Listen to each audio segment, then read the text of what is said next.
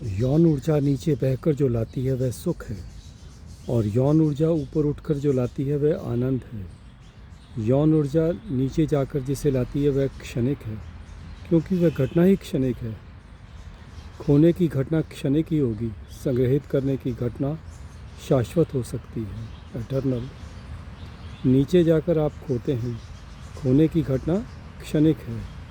एक क्षण को खोने का क्षण ही सब कुछ है। लेकिन ऊपर आप संग्रहित करते हैं, ऊपर रिजर्वायर बनाते हैं। ये रिजर्वायर अनंत हो सकता है, वह रोज़ बढ़ता है। सुख मिलते ही घटना शुरू हो जाता है, आनंद मिलते ही बढ़ना शुरू हो जाता है, और सुख जब घटता है तो दुख बढ़ता है। इसलिए हर सुख के पीछे दुख की काली छाया खड़ी होती है, और हर आनंद के पीछे आनंद की और बढ़ती हुई प्रकाशित दुनिया होती है। आनंद के पीछे दुख की कोई छाया नहीं होती। आनंद और गहरा होता चला जाता है, क्योंकि संग्रह रोज़ बढ़ता जाता है और अनंत संग्रह की संभावना है। दूसरी बात, संकल्प और संघर्ष। संकल्प को थोड़ा समझना उपयोगी है कि संकल्प से क्या अर्थ है और कैसे ये ऊर्जा संकल्प से ऊपर जा सकती है। 2-4 उदाहरण दूँ, उनसे ख्याल में आ सकेगा। कल ही एक मुसलमान रोज़ा रखते हैं, जैन हिंदू उपवास करते हैं, क्रिश्चियन उपवास करते हैं। इसका क्या संबंध है? भूखे रहने से क्या होगा? भूखे रहने से कभी कुछ भी नहीं होता, भूखे रहने से कभी कुछ भी नहीं हो सकता है। लेकिन ये सारे लोग पागल नहीं हैं। उन्हें नहीं कह रहा हूँ कि जो कर रहे हैं, क्योंकि उनमें से अधिक लोग पागल ही होंगे, क्योंकि उन्हें कुछ भी नहीं पता कि वे क्या कर रहे हैं, क्यों कर रहे हैं। लेकिन जिन लोगों से इन सूत्रों की यात्रा शुरू हुई वे लोग पागल नहीं थे।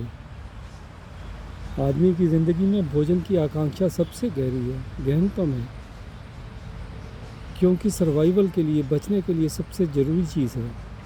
आदमी प्रेम छोड़ सकता है भोजन के लिए, माँ बच्चे को काट सकती है भोजन के लिए।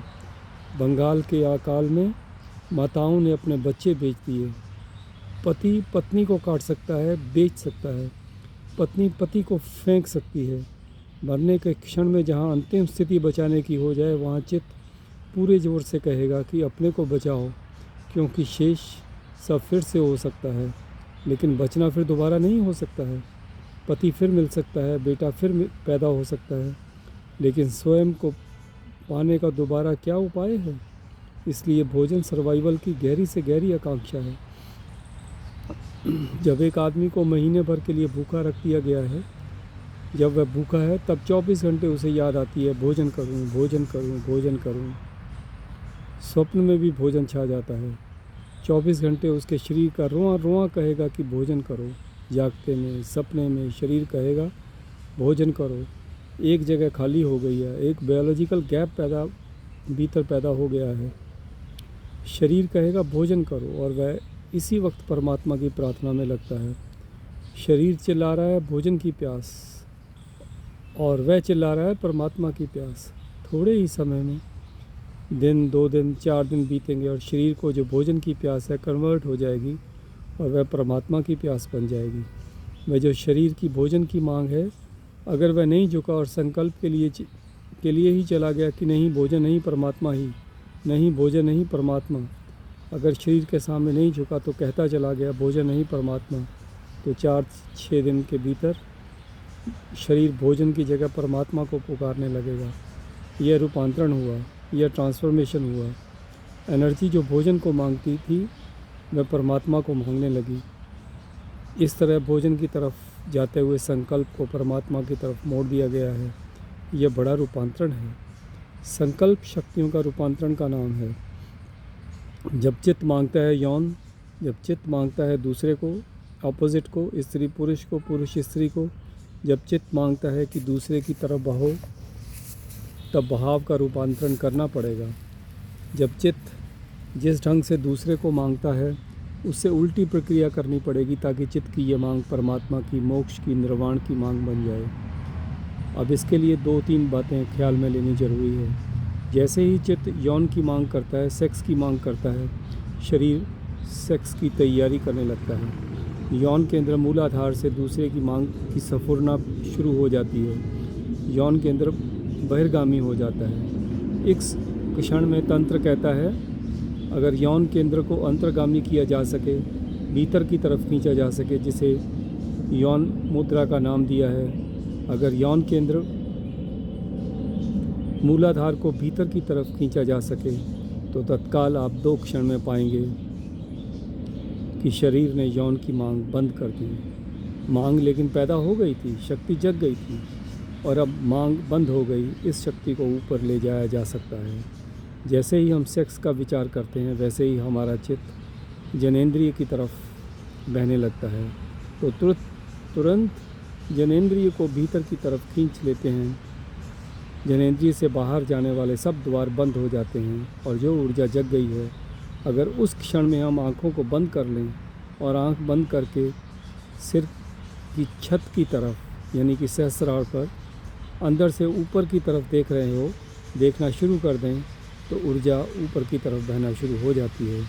यह 1 महीने भर के प्रयोग से अभूतपूर्व अनुभव में किसी भी व्यक्ति को उतार दिया जा सकता है।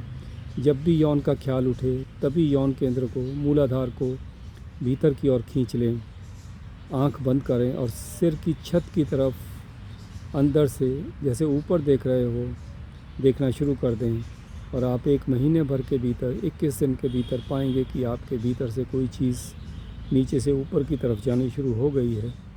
यह वस्तुतः अनुभव होगा कि कोई चीज़ ऊपर बहने लगी, कोई चीज़ ऊपर उठने लगी। उसे कोई कुंडलिनी का नाम कहता है, उसे कोई और नाम भी दे सकता है। इसमें 2 बिंदुओं पर ध्यान देना जरूरी है, एक तो सेक्स सेंटर पर, मूलाधार पर, और दूसरा सहस्त्रार पर। सहस्त्रार हमारे ऊपर का केंद्र है, सबसे ऊपर, और मूलाधार हमारे सबसे नीचे का केंद्र है। मूलाधार को सिकोड़ लें भीतर की तरफ, तो उसमें जो शक्ति पैदा हुई है वह शक्ति मार्ग खोज रही है, और अपने चित्त को ले जाएं ऊपर की तरफ, तो वहीं मार्ग खुला रह जाता है। चित्त जिस तरफ देखता है उसी तरफ चित्त शरीर की शक्तियाँ बहनी शुरू हो जाती हैं। यह ट्रांसफॉर्मेशन की छोटी सी विधि है। तो इसका अगर प्रयोग करें तो ब्रह्मचर्य बिना सप्रेशन के फलीभूत होता है। यह सप्रेशन नहीं है, यह सब्लिमेशन है, यह दमन नहीं है। दमन का तो मतलब है कि ऊपर का द्वार नहीं खुला है और नीचे के द्वार पर रोके चले जा रहे हैं, तब उपद्रव होगा, तब विक्षिप्तता होगी, पागलपन होगा। अगर मार्ग भी है शक्ति के लिए तो दमन नहीं होगा, सिर्फ ऊर्ध्वगमन होगा। शक्ति ऊपर से नीचे, शक्ति नीचे से ऊपर की तरफ उठनी शुरू हो जाएगी। यह तो प्रायोगिक बात कही, यह प्रयोग करें और समझें। यह कोई सैद्धांतिक बात नहीं है, ना कोई बौद्धिक या शास्त्रीय बात है। यह करोड़ों लोगों की अनुभूत घटना है और सरलतम प्रयोग है। कठिन बहुत नहीं है, और एक बार मस्तिष्क के ऊपरी छोरों पर रस के फूल खिलने शुरू हो जाएं, तो आपकी ज़िंदगी में से यौन विदा होने लगेगा। वह धीरे धीरे खो जाएगा, और एक नई ही ऊर्जा का, नई ही शक्ति का, एक नई ही वीर्य का, एक नई दीप्ति का, एक नए आलोक का, एक नया संसार शुरू हो जाता है। फिजियोलॉजिस्ट से इसका कोई लेना देना नहीं है। जो शक्ति ऊपर उठेगी उसे अगर हम शरीर को काट कर देखें तो वह कहीं भी नहीं मिलेगी। वह मैग्नेटिक फील्ड की तरह है। अगर हम हड्डियों को तोड़े फोड़ें तो उसका कहीं भी सुराग नहीं मिलेगा, कहीं उसका कोई पता नहीं चलेगा। यह शारीरिक घटना नहीं है, यह घटना साइकिक है।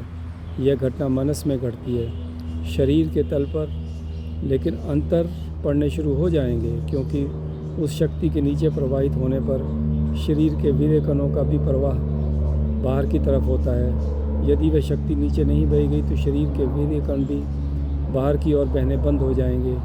शरीर भी संरक्षित होगा, लेकिन शरीर के संरक्षण के लिए यह प्रयोग नहीं है। शरीर किसी भी तरह संरक्षित हो या ना हो, क्योंकि शरीर की उम्र है और वह मरेगा और सड़ेगा, वह जाएगा।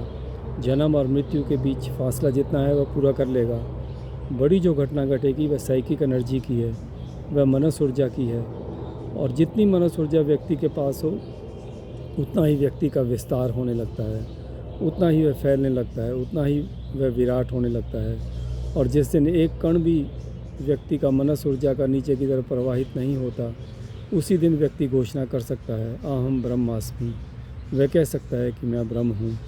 ये अहम ब्रह्मास्मि की घोषणा कोई तार्किक निष्पत्ति, कोई लॉजिकल कंक्लूजन नहीं है। यह एक एग्जिस्टेंशियल कंक्लूजन है, यह एक अस्तित्वगत अनुभव है। जिस दिन विराट से संबंध होता है उस दिन पता चलता है कि मैं व्यक्ति नहीं हूँ, विराट हूँ।